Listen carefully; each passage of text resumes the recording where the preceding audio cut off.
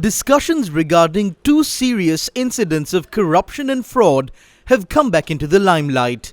These are the infamous MiG deal and the Airbus deal. Details regarding these scandals are being brought back to the limelight after the United States imposed sanctions on two former Sri Lankan officials, Udayanga Veeratunga and former chairman of Sri Lankan Airlines, Kapila Chandrasena, for their involvement in these corrupt transactions. According to the US Department of State, the United States has taken these actions to promote accountability for perpetrators of corruption and human rights abuses around the world. These two individuals, including their immediate family members, are also barred from entering the United States. The statement issued from the US Department of State said that Veeratunga orchestrated and personally benefited from a corrupt scheme involving the procurement of MiG aircraft for the Sri Lankan Air Force. Former CEO of Sri Lankan Airlines, Kapila Chandrasena, has been designated for his involvement in significant corruption.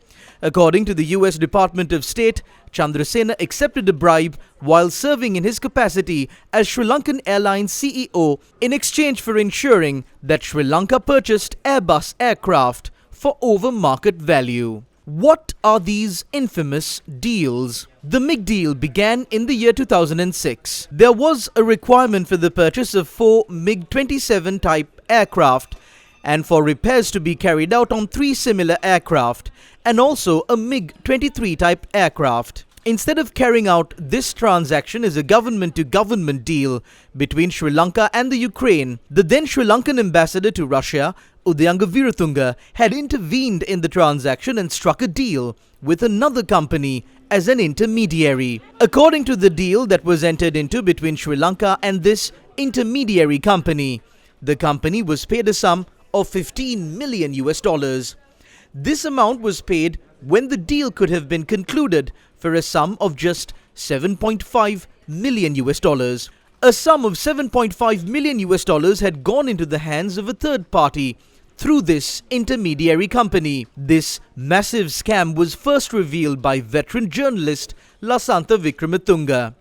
He made this revelation through an article he published on the Sunday Leader newspaper on the 29th of July 2007. He also revealed that this intermediary company was a shell company. Lasantha Vikramatunga continued to reveal details regarding this massive scam, and in January 2009, he was murdered. Investigations into this scam began after the change in government that occurred in 2015, and Udayanga Veeratunga, Sri Lanka's former ambassador to Russia, was arrested on the 24th of March 2018 in the United Arab Emirates. After his case came up in court on several days, he was released on bail. The case filed against him was taken up at the Fort Magistrates Court on the 4th of December this year, and the matter was further postponed to the 7th of May 2025. The United States has imposed sanctions against Udayanga Veeratunga against such a backdrop. This was his response to these developments.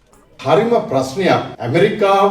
is problematic that the Americans have last night or today remembered this accusation that was leveled 10 years ago. I would like to say that if some corrupt activity has occurred in the country, the Attorney General's department is responsible for addressing it, and the court system is also there. Do not repeat the acts of political vengeance similar to what happened in 2015.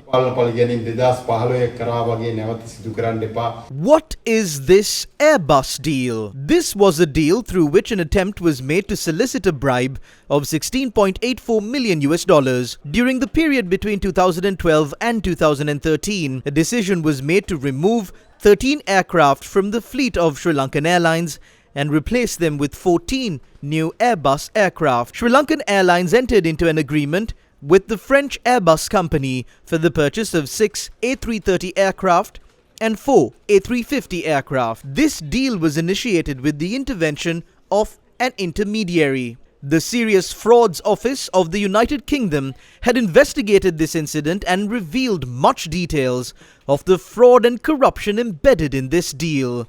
It was revealed that a senior official at Sri Lankan Airlines was promised a bribe of $16.84 million, out of which $2 million had been paid. This senior official was the then head of Sri Lankan Airlines, Kapila Chandrasena.